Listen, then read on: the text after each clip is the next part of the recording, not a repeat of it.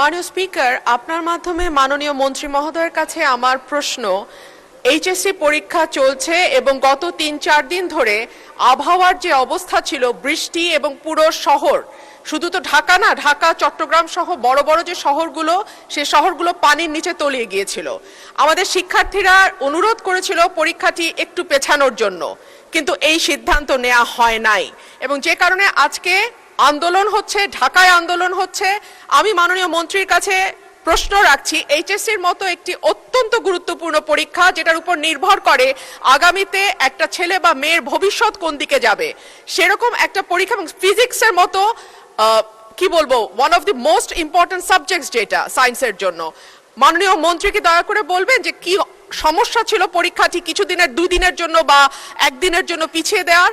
ধন্যবাদ মাননীয় স্পিকার। ধন্যবাদ মাননীয় সদস্য। মাননীয় শিক্ষামন্ত্রী।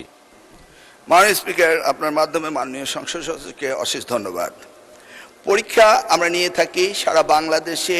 এসএসসি পরীক্ষায় প্রায় 2700 সেন্টার রয়েছে এবং 64টি জেলায় এই 2700 সেন্টার একত্রে পরীক্ষা শুরু হয়।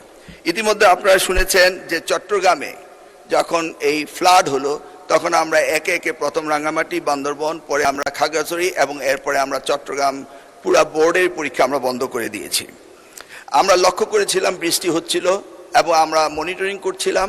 সেই সাথে মনিটরিংয়ের সময় আমরা 64টি জেলার এসপি এবং 8টি বিভাগীয় কমিশনার এবং প্রত্যেকটি বোর্ডের চেয়ারম্যান, ইউনো সকলের সাথে আমরা কথা বলেছি এবং ওয়েদারম্যান, আমরা ব্রডকাস্টিংয়ের জন্য তাদের সাথেও কথা বলেছি। তারা বলল যে বৃষ্টি হবে না, সেই কথাটি তারা বলেছে। বিকেল 5টা পর্যন্ত আমরা বসে থেকে সিদ্ধান্ত নিলাম যে সকলেই বলল যে ওয়েদার ভালো হবে, সেই জন্য আমরা পরীক্ষা রেখেছি।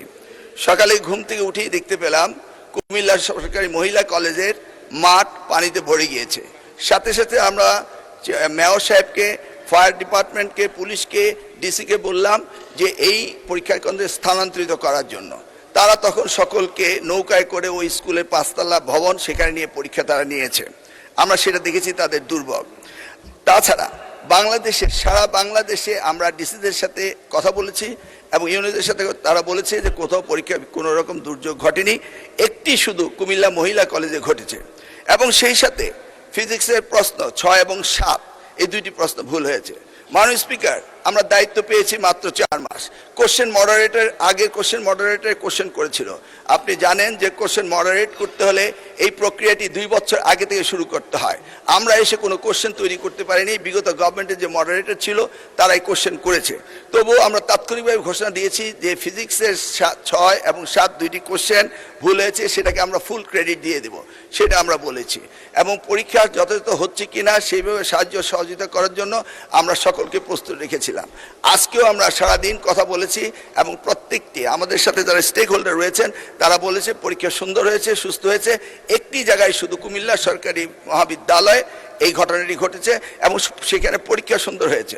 আমরা নির্দেশ দিয়েছি যে পরীক্ষা বিলম্বতে শুরু করার জন্য, এবং যে মেয়েটি কাপড় ভিজে গিয়েছিল বাড়ি থেকে কাপড় আনা হয়েছে, 1 ঘন্টা পরে পরীক্ষা নেওয়া হয়েছে এবং পরীক্ষার সময়সীমা বাড়িয়ে দেওয়া হয়েছে।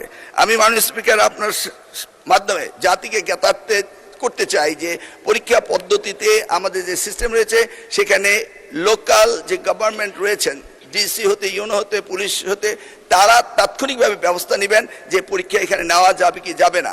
যদি তারা মনে করেন দুর্যোগ, তারা পরীক্ষা বন্ধও করতে পারেন। আমরা বারবার কথা বলেছেন না স্যার, আমরা ঠিক মতোই নিচ্ছি। এবং আপনারা দেখতে পেয়েছেন যে বৃষ্টির পানি কোথায় কোথায় ছিল, সেগুলো আমরা সকলেই লক্ষ্য করেছি। কোমলমতি সন্তানদের জন্য আমাদেরও মায়া রয়েছে মাননীয় স্পিকার, সেই জন্য আমরা সবসময় মনিটরিং করি। ধন্যবাদ আপনাকে।